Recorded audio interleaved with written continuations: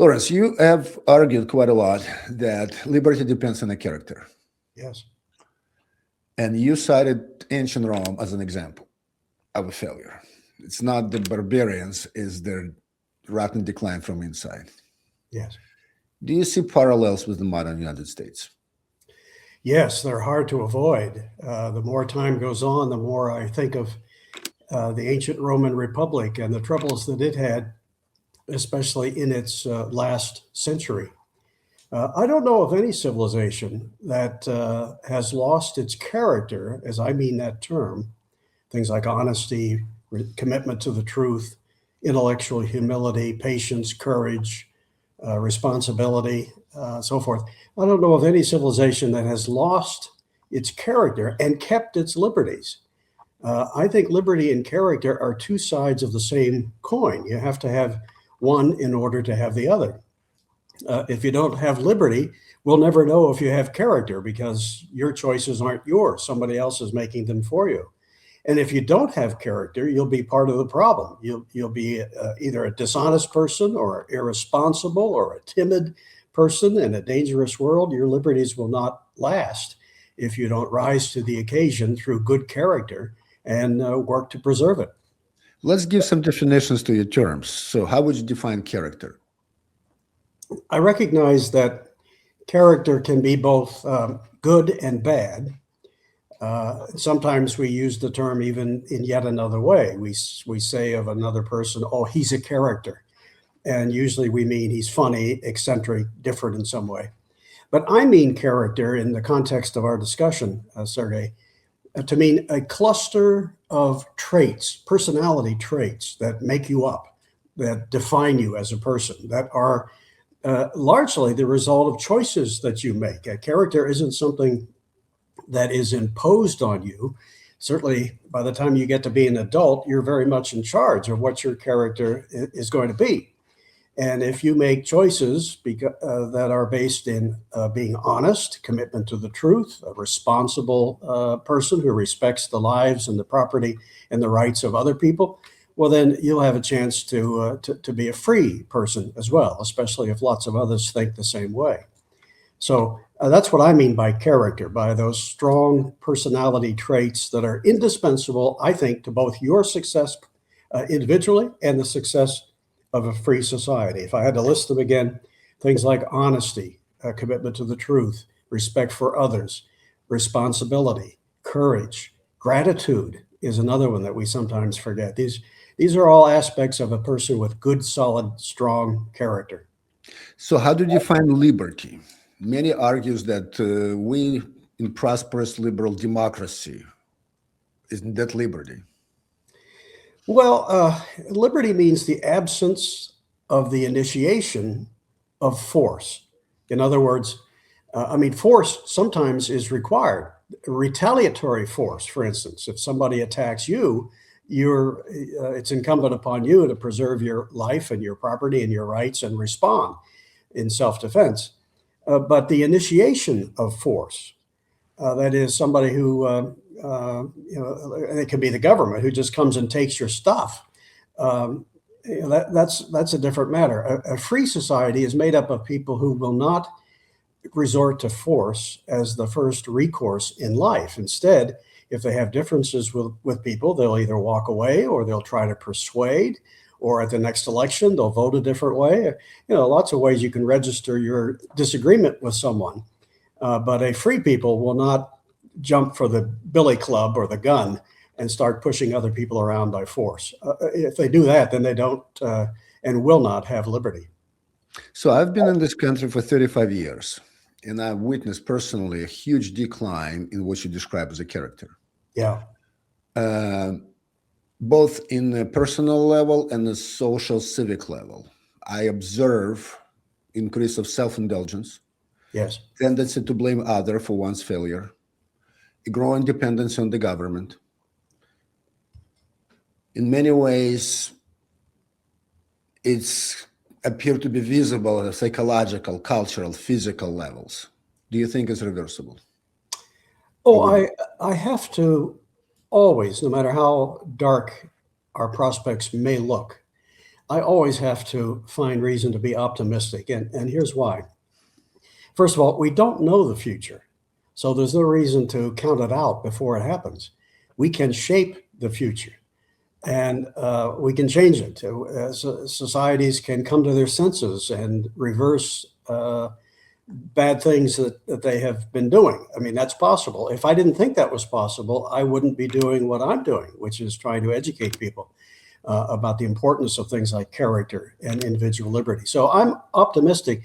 If you become pessimistic about the future, then a couple bad things happen. One, you stop working for what you know to be right, or you don't work as hard for it because you've given up. You know, if deep down you think all is lost, well, you're probably not going to work very hard to bring about what you want to see, and that just makes it happen. One thing for sure about the future is that if good people don't rally for what they know to be right and work for it, if they leave the world to the evil people in our midst, well, then, yeah, it'll be a very dark future. But a second thing that happens if you become pessimistic is you cease to be a person of influence.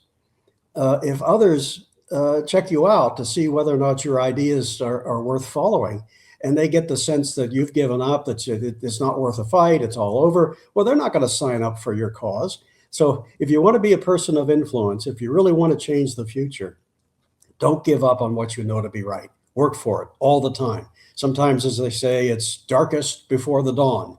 And then when the dawn happens, you look back and say, wow, we didn't see that coming. But beneath the surface, good people were working to bring about what they knew to be right. And that's why it happened. So many social and political ideas now promoted by the left, even 35 years ago, would be considered radical. Yeah.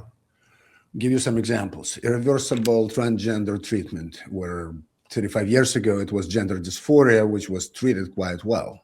Mm-hmm. Huge national debt, the destruction of nuclear family. It's just happening rapidly. Yeah. In your views, what does it cost, this rapid change of social norms? Well, I'm a believer that what determines the course of events in human affairs ultimately are ideas, good or bad. We are creatures of ideas. What goes on up here pretty much decides how we behave, how we act, the principles we embrace, the politicians we vote for, and so forth. So that's why I believe if you want to change what's happening out there, you got to change what's going on in here first. And if you look back over the last century, you'll find that we have seen first in academia, they're a big part of the problem these days, first in academia, then seeping into the media, and then beyond, has been this idea of moral relativism. The idea that, oh, anything goes, nothing is particularly right or wrong.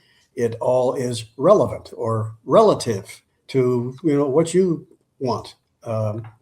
It's a very humanistic view that doesn't accept absolutes, that rejects traditional values.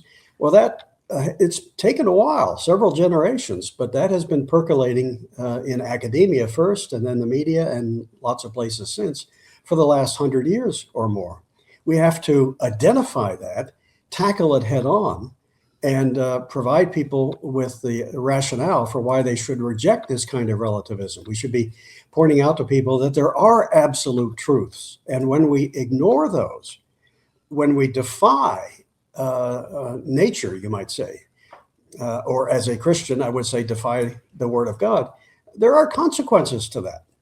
But just as we kind of talked our way into this mischief, we can talk our way out of it. If we come to our senses, listen to the wisdom of those who are calling us to our senses, and think differently. So, you just have to keep working for what you know to be right. Let the chips fall where they may.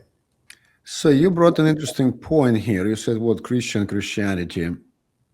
I have a theory, that's my personal theory, that socialism is a way of religion.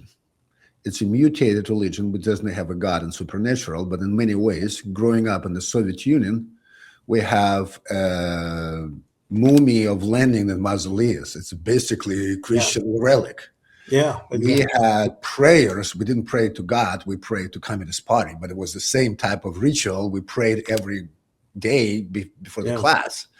So the ritualistic transition from Christianity to socialism was profoundly observed by me in the Soviet Union. Give you an example.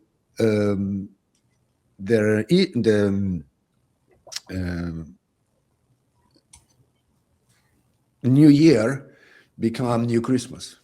All the traditions of Christmas become New Year. My generations grew up with a New Year tree, which is a Christmas tree. New Year present, which is a Christmas present. So socialism, in my view, is a mutated religion. So what I'm arguing, and I would like to hear your take on this, that socialism and the social liberal ideas basically replacing religion in people's hearts and people's heads, and that leads to this decline. Would you agree with that, or would you argue with that? Oh, I think there's a lot of truth to that, Sergey. And it is not a form of Christianity. It is very anti-Christian, of course, for people to preach the idea that instead of the one true God, you should be praying to the state or the party, or expect everything that's worth anything to come from the government. That is right from the pit of hell, as far as I'm concerned. That leads people down the path to destruction of their liberties and their lives, ultimately, in so many cases as well. I don't believe that true Christianity is in the slightest sympathetic to socialism. But socialists, they like to pick up things that they can twist and turn to their advantage. And they know that people usually do look to something beyond themselves. And so they just try to get you to look at the state instead of to God to accomplish that. But it is as satanic as it gets. If I were Satan and I wanted to take over the world, to corrupt it in every which way, and I had to put together a plan to accomplish that, I think one of the first points I would draw up with plans to follow is get people to focus on the here and now, on those with political power, praise them as if they're God instead of the true God. And that's what they do. But that's a dead end to disaster. Well, that's what their Soviet citizens had found out in the early 90s. Yeah. And how that ideas led to the collapse. Going back to the Soviet Union, here in San Francisco and the Bay Area, I observed an interesting situation. The Bay Bridge, which connects San Francisco and Oakland, was built by Kaiser in the 1930s.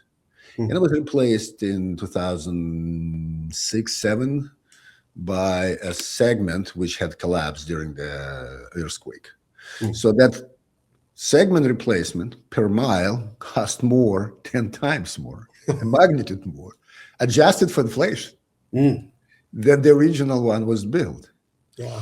Here in California, we tried to build a high-speed railroad, spending several $1 billion, and we have zero, I'm emphasizing zero miles to show for. Yeah. It's just basically not working. So America has been hugely deindustrialized. Yeah. I think California might be able to make a lot of money if it just puts a big fence all the way around it and charge admission to people and call it a museum of socialism. Come on in and see what happens when you put big government in charge of just about everything and give it so much money. It is a disaster in the making, and that is obvious by the exodus of people to other states. It takes a while for these ideologues who have produced this disaster to come to their senses. And some of them may never come to their senses because they're not interested so much in outcomes. Have you ever noticed that about a lot of socialists? They don't. I can give you an example, more than witness. I can give you an example. A friend of my daughter, she's radical. She went to Berkeley. She got married. Yeah. She started to work. She's paying taxes. She couldn't afford a house here in San Francisco. Would never be. Yeah. Even though she's a Berkeley graduate. Her husband is a highly paid professional. They can't afford a house here. They moved to Florida, in Miami, around Miami. But they voted still socialism. They're not making that connection. Yeah, well, it's hard for them to come around. And the reason is that they've not been taught to respect actual outcomes, reality. They instead are marinated in socialist ideology, and the things that are most important to that are, intentions, and some of them are pretty bad intentions. For instance, the socialists love to tell you that the rich are evil as a class. There's no such thing as a good rich person. And Mamdani in New York City says billionaires should not exist. They're just inherently, by definition, evil. Well, let's say you had this option. You could take $1 billion from a rich person and throw it in the ocean, okay? Or you could let the rich person keep the $1 billion, and if you want to provide welfare for people, you're going to have to find another source of money. Which option would you pick? Typically, the socialists would say, "Oh, take it, throw it away," and we'd rather spend it on poor people, but if that's not an option, it's still a good thing just to take their money and throw it away. What an unbelievable, stupid thing and wasteful thing that would be. But socialists are interested more in things like punishing than they are in liberty or allowing people to go as far as their talents can take them, free and mutually beneficial exchange. All the things we talk about, we who believe in liberty, they're not interested in because they have different intentions. And they're rarely related to actual results. They can fail over and over and over again and learn nothing from it and just think that the next time around, they'll somehow make it work. So going to the financial side of things, I just checked the national debt, just the federal debt, approaching 40 trillion. It's 38.9. It's going to be 39 within a couple of weeks. It's going to be 40 within a couple of months. Yep. The overall debt, including the corporate debt, the personal debt, the state debt, the local government debt, is way above 100 trillion. Mm-hmm. Is it even repayable? Are we digging our own grave? Yeah. I would go so far as to say it's probably not repayable in dollars of today's value. It may be ultimately paid in nominal dollars, but inflated dollars, because historically that's what governments like to do. When their bills get so high they can't afford to pay them out of taxes or even what they can borrow, then they inflate the currency and give people cheaper money. It rips them off, but it pays the bill. Now, on the good side, I know I share with you a concern about that national debt, but do you know that we could pay it off completely if all we did, without raising taxes, if all we did was to balance the federal budget every year for the next 30 years? Now, that's really, for somebody who's fiscally responsible in government, that shouldn't be hard to do. I mean, you're going to have to cut about $2 trillion in present spending. But if you balance the budget every year for the next 30 years, because none of our bonds, treasury bonds, notes, or bills have a longer life than 30 years. If you balance the budget and didn't add to the national debt, you would pay off what we have over 30 years. It'd be zero. But there's no stomach for that in Washington, because that means cutting spending. And politicians get elected by buying people's votes with their own money. So what would you cut? So give you some numbers. They are obviously rounded, but for the sake of argument, they will do. So we spend about $1 trillion for defense. We spend about $1 trillion for paying the debt, servicing the debt. Yes. We're spending the $1 trillion for functioning the government, which is the bureaucrats and the programs and many agencies with 3-letter acronyms. Yeah. And we're spending about $3 trillion for social programs. What would you cut? Well, I would so start by about 2 out of 6. I would start by eliminating whole functions and departments. And I say that because if you just, cut back, but don't eliminate, well, then the stuff is still there to grow another day. So I would eliminate entirely the departments of education, of energy, of commerce. That would be a nice start, but still you got a long way. Let's say you got $500 billion out of that cutting. Okay. You still need to have about got a long ways to go. Likely you're not going to be able to cut $2 trillion and balance the budget this year.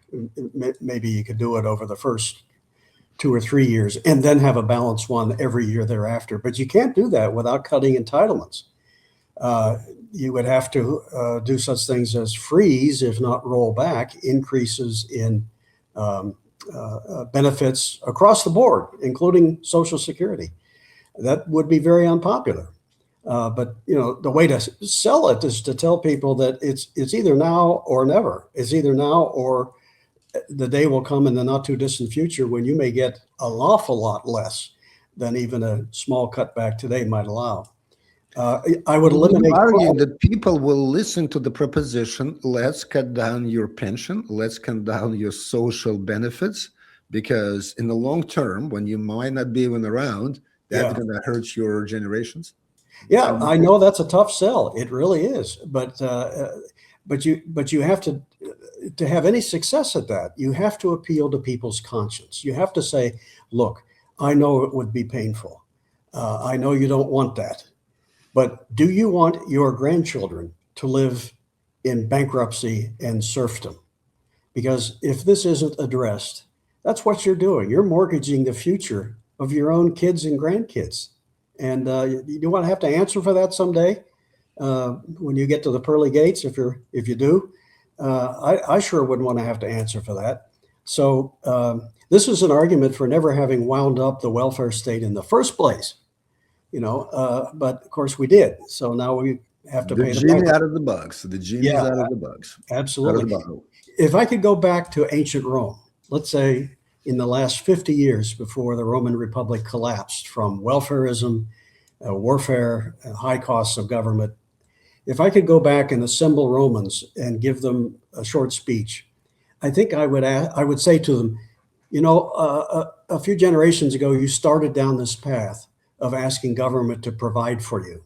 It used to just provide for your defense. Now it's giving you free grain. It's buying off whole constituencies with public money. Now you've got a full-blown welfare state that's headed towards bankruptcy. I come from the future, so I can tell you where it's headed. Okay, let me tell you that your civilization is headed to disaster. Your freedoms will be lost. Your money will become worthless. You'll just be a cipher in world history. You're not going to last. Now, that's where you're headed. So I'm going to give you one last chance. Do you still want to go there? Yeah, probably a lot of Romans would say, well, yeah, because, after me, somebody else will figure it out. Let future generations tackle that. I just want what I can get now. Maybe that's what their reaction would be, which is a sad commentary on the human race, isn't it? I haven't given up on it yet. I think if we educate. All right. So immigration problem. So I'm an immigrant. I am an immigrant. I was born in Ukraine.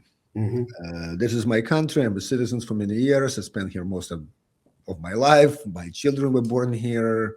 My loved ones are buried here, but I was born in a different country. And I've been asked many times, how can I be against the illegal immigration, being an immigrant myself? And my response always being the difference between me and illegal immigrants is the difference between somebody who went to the supermarket and bought things and somebody who went to the supermarket and stole things. Yeah, we both ended up walking through the door with the merchandise item, but we obtained it in very different ways. Yeah. So that is my response to that sort of rhetorical question. But what is your attitude toward immigration? Democrats, for the longest time, were against immigration. They consider immigrants as a distraction of labor force. Yeah, somebody who will take the union ideas from the workers. Yeah. And now, probably 20-something years ago, they completely changed by like 180 degrees. Now they've opened borders. Yeah. What's your personal take on immigration? Do we need more immigration? Do we need less immigration? What type of immigration, this and that? Well, I like immigrants and immigration. What I don't like are those who jump ahead of the line and do so illegally. And I don't like Congress putting artificial limits on on the numbers of people who can come and work here. Most people who come here, especially from nearby countries, they come because they want to work and they want to produce, and they don't necessarily want to give up their citizenship back home. We used to have a program into the 1960s called the Braceros program, where a virtually unlimited number of Mexicans and Central Americans could come to work in America, but they didn't have to come illegally because they knew that they could leave whenever they wanted to, take their earnings back home, help their family, and then come back again if they wanted to work the next season. They could come and go. But now our immigration laws have made that impossible. And the Democrats in particular have so politicized immigration. Immigrants used to come here knowing that they had to pay their way. They had to produce. They didn't come here because there was a whole list of benefits waiting for them. I don't think beyond the barest minimum that there is any obligation of American taxpayers to provide for immigrants who come here. I think we should give them opportunities, but they should, like everybody else, pay their way. But the Democrats are bribing them with public money. Come here and we'll get you on a program. We'll give you a bus fare and free flights, and we'll, all this healthcare, education, all this and that. What you want is a country that attracts people for the right reasons, because they believe in liberty. They understand the values of the country they're moving to, and they want to be a part of that, not a burden to that. But politicians have so screwed it up. I would, in a truly free society, I think I would allow complete freedom to come here. Although I think we should still vet people. You want to know who's coming and what their background might be, and you want some evidence that they understand what America is all about. But beyond that, they should come here and enjoy freedom and contribute to it without being a burden to the taxpayer. Let's switch our topic of conversation to their international affair. So there are two schools of thoughts in the United States. One can be traced to Thomas Jefferson, who famously said, "Peace, commerce, and honest friendship between all the nation, entangling alliance with none." Yes. That's Jeffersonian way. And then about 100 years ago, Woodrow Wilson had a different idea. And his idea was that United States has to promote the freedom, democracy, responsibilities around the world, becoming the world policeman. Yeah. And the world, believe me, in Israel, in Ukraine, in Europe, I travel extensively, look upon us like the world policeman. Yeah. Yeah. I mentioned the fact they don't pay taxes for the support that police, but they laugh, but they expect us to fix things up when things get broken. What is your attitude toward those two opposing ideas? Yeah. Well, I might be either somewhere in between or maybe a little closer to Jefferson. I'm quite expansive when it comes to what is in America's legitimate security interests abroad. I don't think, for instance, that we should wait until a danger from abroad arrives at our shores. Sometimes you have to proactively take off after them before they get here. And even Jefferson understood that. He deployed the Navy and the Marines to kick the butts of the Tripoli pirates in the Mediterranean when they were threatening commerce. So he had an occasional exception or two, but I think even he still said, is a legitimate interest of the United States involved here? If it's some local skirmish halfway around the world, doesn't impact us in any way, no powers involved in it threaten us in any way, rhetorically or otherwise, then it's hard to make a case for intervention. And we'd be doing that all over the place. I mean, half of Africa is at war with the other half at any given time. And most of those, if not all of those skirmishes, don't justify American intervention. So I believe the first and only priority of American national security should be our security.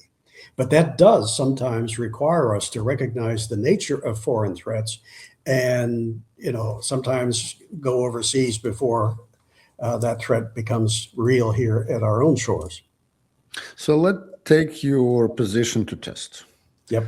It appears that many European nations lack the military capacity to provide security for themselves. Yeah. German military, which arguably the mightiest in Europe, except Ukraine and Russia now, had six functional brigades. It's just a joke. They are lacking capacity to defend themselves. let's say in hypothetical, we had a war with equal rival, such as China. They're not going to come to our defense. Not even they can't. They wish is not, but they just cannot. Yeah. So in light of this, should we even consider providing the security for them if they're not going to provide any support for us? What's the future of NATO in your eyes? Well, I like the fact, although he doesn't always go about it in the best way, but I like the fact that President Trump has been putting pressure on European allies to step up and do more for their own defense. Why can't they do more? Well, I would say in part because they've squandered an awful lot of money on their own stupid, expensive, counterproductive welfare states. So, maybe President Trump should sort of add that when he criticizes European nations. He should say, hey, you can afford defense if you just cut back on goodies for everybody that you're blowing your resources on at home. That stuff ultimately is worthless if you can't defend yourself. But if you won't do that, well, then don't ask Americans to keep doing it to the extent that we have. So I think we need to put the heat on them. And if they ever get to the point where they're just not willing to defend themselves, boy, I'm not so sure that we should defend them. But so in this light, NATO yes or NATO no in your view? I'm not prepared yet. Into the social experimentation, they have social welfare programs. Then the green energy deals. That's their own business, their own country. We cannot influence their political decisions. They're not going to provide defense for themselves. Should we be bear responsibilities for their security, or should we not? NATO yes, NATO no.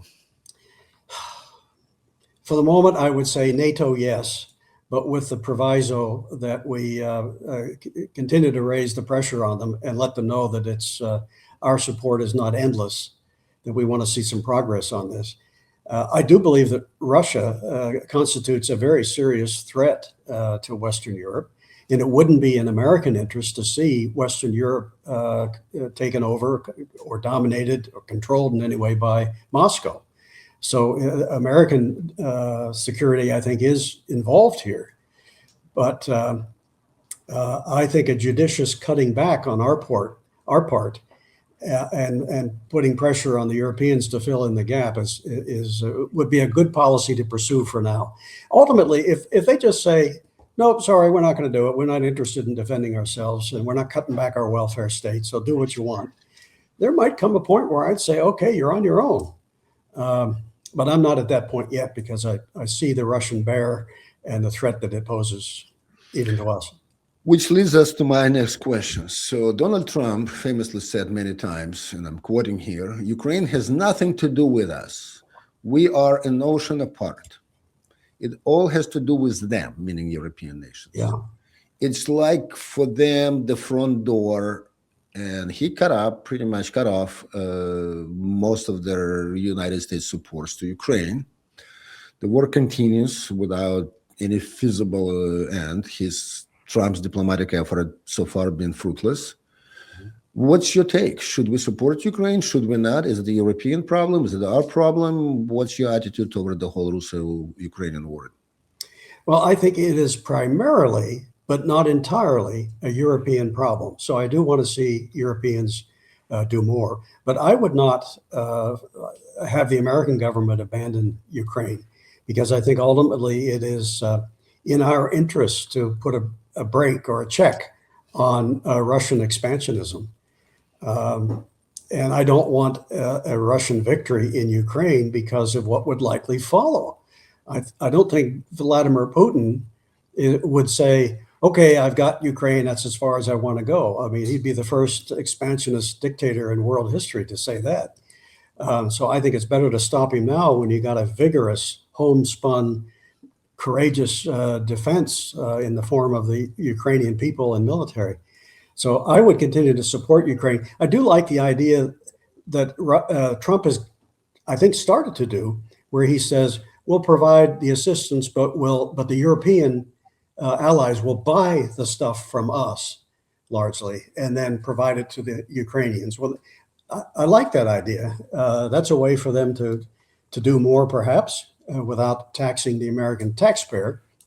But I would also like to see priorities in Washington. I wish, we spend like everything is number one priority. Instead, we should say, okay, folks, we got a $40 trillion national debt. We're not going to spend any more unless we can find where else in the budget we can cut. So if we're going to give Ukraine another $50 billion, we're going to cut $50 billion out of something else.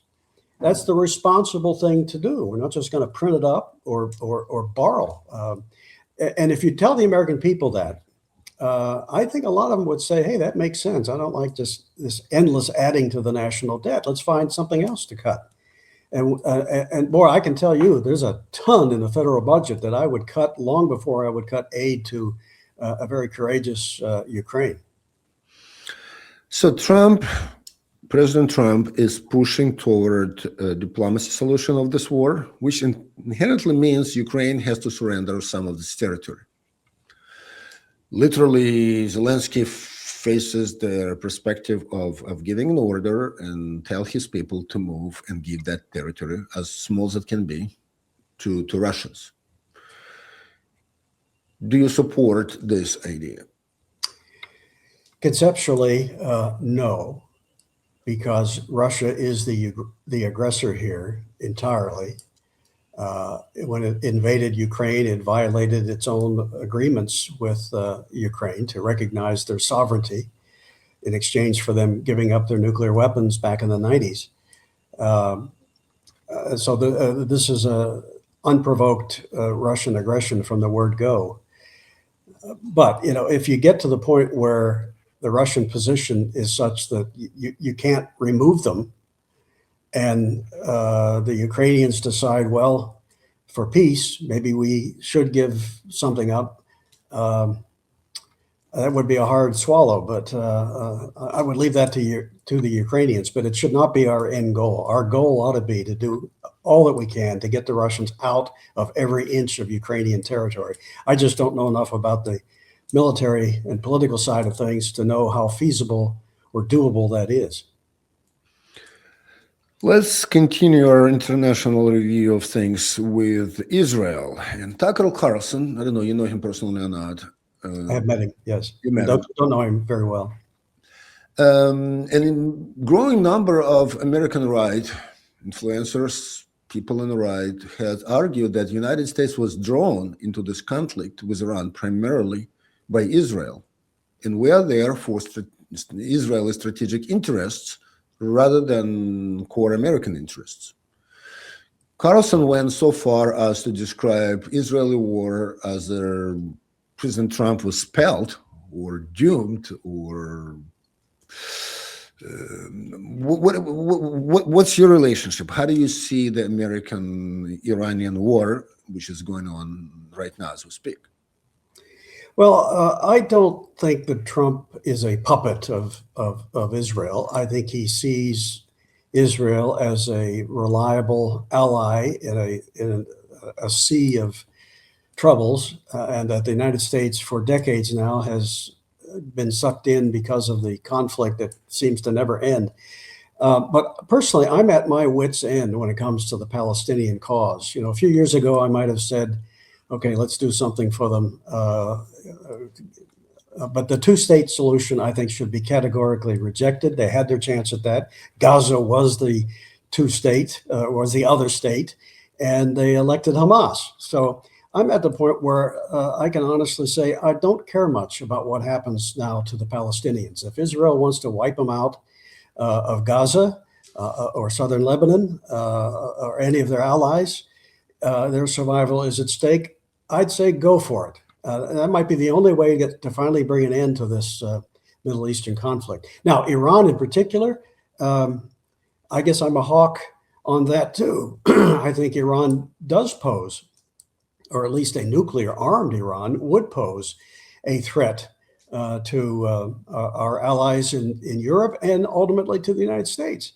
So I think the disappointing thing in recent days has been that the slowdown in the conflict. I think Trump should just throw up his hands and say, okay, we've tried to negotiate.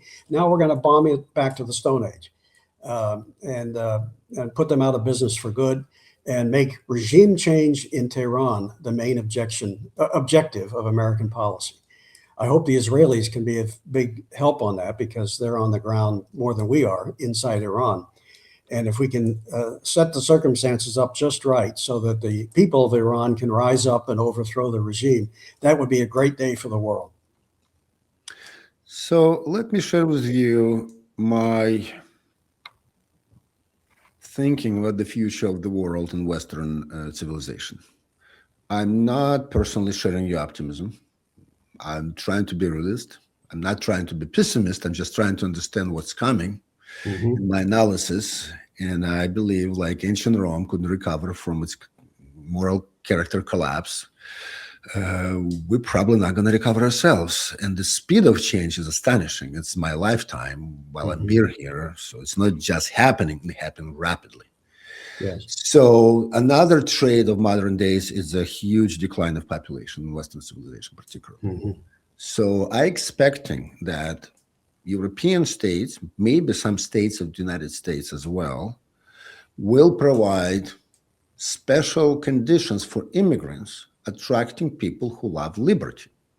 Come to my state and I will give you lower taxes and protection and security without burdening you with social programs. That would be the only way to go. Otherwise, they're all going to be doomed. Ukraine is a good example. Ukraine lost half of its population over the last 25 years. Ukraine get to the point that the majority of that populations are socially dependent retirees. Ukraine either have to import people from Bangladesh and Africa or change the policy, say, come and live here. You don't have to pay social taxes. If you're willing to sign the waiver, you're not going to draw from the budget. It will give you 10% taxes. Or it can be Romania. It can be Slovakia. It can be some other Eastern European nations. And then when those type of states will emerge, they will compete. They will provide better and better offering because people will lose their ethnic identity. The modern generations couldn't care less. I asked one of my daughters, where are you going to live? She said, I don't know. She can be in Europe. She can be here. She speaks several languages. She's adapted to travel, so she couldn't care less. And then it's going to be the free states competitions for the smartest and brightest. What do you think of that future? Oh, that's a very promising one. When this war in Ukraine is over, by whatever means or on whatever terms, what Ukraine should do is to tell the world, okay, we're now going to become the New Zealand of Europe. We're going to become a Singapore economically, a Singapore for the world. That is to say, we are going to stop burdening our citizens with big government. You're on your own when you come here, but we'll be the land of opportunity. Low taxes, protection of property, respect for the rights and contracts and choices of a free people. They would boom, like you say, from neighboring countries where they don't have that much freedom. They would flock to Ukraine, and you'd have the right people there for the right reason, which then they could, in the future, if Russia ever tried to invade again, they'd be a stronger country than they presently are. So freedom works, and it attracts the right people. And that's type of reform I'm advocating personally in Ukraine. So let the immigrants came and let them sign the waiver. They're not going to draw up from the social programs. They're going to pay for their own health care. They're going to pay for the children's education. They're going to pay for the retirement. They're not going to draw from the budget. In exchange, they're going to pay 10% for the government, including the military security and internal security. And that's it. And whatever's required for the internal, for the local government, for the roads and what have you, but they can choose inside of Ukraine, and that's it. 10-15% of taxes. It's a wonderful from geographical perspective country. It's wonderful from climate perspective country. And then if you give it to the immigrants, why don't you give it to the citizens who would like to have the same type of program? And then it's the whole social benefits become voluntarily, and the state would be willing to compete with their private social security providers. I would like to have the insurance, medical insurance, but not from the government. I Yeah. would like to pay for it. I would like to have retirement plan if something happened to me, but not from the government. I will invest into the private Absolutely. organization. Hey, I'll vote for you, Sergey. You got my you got my vote. So Yeah. my sort of message to Ukrainians is like, you guys doomed demographically. Just demographically, it just looks horrible, abysmal. And you have to import people. There's no Yeah. other way. Mhm. And instead of importing Bangladeshis, that's what I'm talking about right now. Mhm. You have to create the environment your own citizens can back, because about 10 million of them out of the country and not Yeah. coming back. Yeah. And the only way you're going to bring them in, create the opportunity which don't exist in the Western Europe. Yeah. And if you bring them in, bring their children, grandchildren, wives who remarried here abroad. That And makes all the sense in the world, Sergey. But you know, the socialists will, of course, vigorously oppose that. And why? Because they want to be in charge. What you just outlined means that individuals are in charge of their own lives. But socialists don't like that. They want to be in charge. They want to push people around, tell them how to live their life, take their stuff, and so forth. I mean, they've been a curse on the world since Adam and Eve. that is true. So Ukraine, unlike any other countries, have two unfortunate, tragic, I would say, characteristics. It's not part of the United Europe. Mm-hmm. So the European rules doesn't apply to Ukraine yet. Yeah. And second of all, they have no choice. Mm-hmm. Demographically, they doomed. If they don't come up to their common sense, Ukraine would not exist as a valuable nation, because geographically they might be there, Mm-hmm. but we're looking within 20, 25 years, 60, 65% of retirees. No country can support that. It's just physically impossible. Yeah. Because everybody who could work left the country. It's just literally, that's how bad it is. Yeah. And so I have some high hopes that Ukrainian people and Ukrainian, not this government, but the next government, come to its senses, and they had to create the environment, not because they want, but because they have to And bring the populations back. And don't forget, a big part of that has to be to get the government out of the education business. If we have learned nothing else about compulsory government provided education in the past century and a half, surely it is that government cannot be relied upon to teach either character or liberty. It simply will not. It's outside of its interests and purview. And so when you've got whole generations being schooled in government schools that tell them how government is a savior, government spending helps, and government, when it cuts back spending, it hurts the economy. And that's the kind of crap that kids are learning in schools all across the world from government teachers. So get the government out of education. Boy, if we could do that, we'd accomplish so much good. You tried the nail on the head. One of my projects in Ukraine is, once again, it's the tragic circumstances. But most of the children, not all, but most of the children educated at home since pandemia level. So the pandemia led to their war. Mm-hmm. Because of the security concerns. Children don't come to school; they study at home. Yeah. So there is a young generations, which is for the last 5 years, more than that, 6 years, never come to school. Wow. That includes universities as well. So that creates an environment where you can offer private online education at a very low cost. Absolutely. And I don't know if that's happening in Ukraine now, but that's what I'm working on with some of their associates, to offer that and get the corrupt, socially minded teachers out of the equation. You know, you remind me of a great quote from Henry David Thoreau, who said, for every 1,000 men flailing at the branches of the tree, there's one who is striking at the root. And that's what you're doing. You're striking at the root. There's probably nothing more important than the private, non-governmental education of future generations for a country to secure its freedom. My program, if you allow me to talk about it, so the education we have in the Western civilizations came from Prussia, and I call it the conveyor belt approach. Mm-hmm. It's based on the notion that children 7 years old, more or less intellectually identical. which is truly not. I'm father of three, and I can testify that I have two girls about 14 months apart, and they're like world apart intellectually in their interest pursuits or what have you. Sure.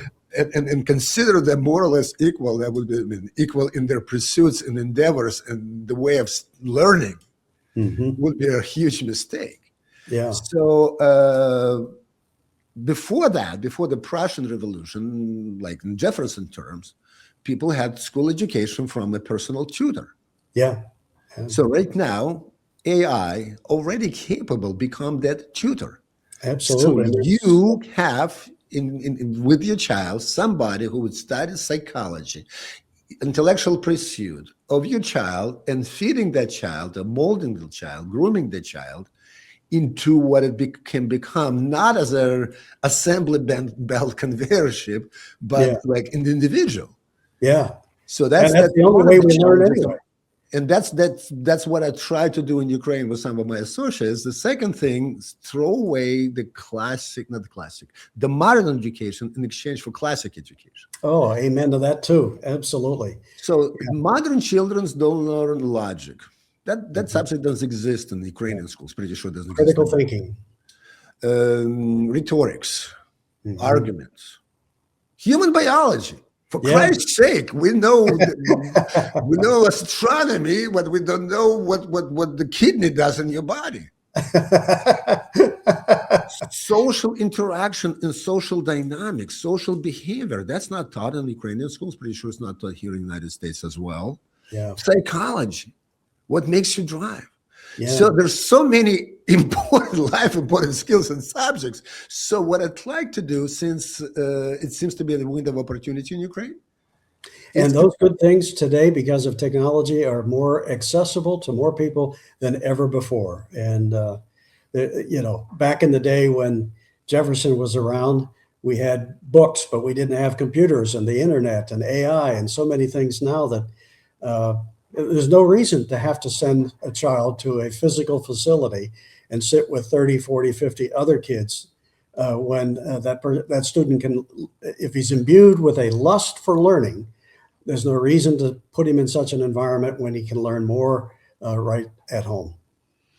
So just to finish, I see Ukraine as their window of opportunities being opened, and the outcome can be devastating if the Ukrainian people don't take this opportunity, or hugely uplifting if the Ukrainian people would realize the danger, the future danger, and will seize upon the opportunity which they have. And that constitutes the majority of my work with Ukraine and Ukrainian people, trying to educate them that you're at the crossroad. I wish I were a wealthy man so I could write you a big check. No check is needed, but I appreciate your gesture. Thank you very much for your time. I hope we can continue this dialogue. Okay. Thank you, Sergey. It's been a great pleasure. Likewise. Stay in touch. Will do. Goodbye. Goodbye.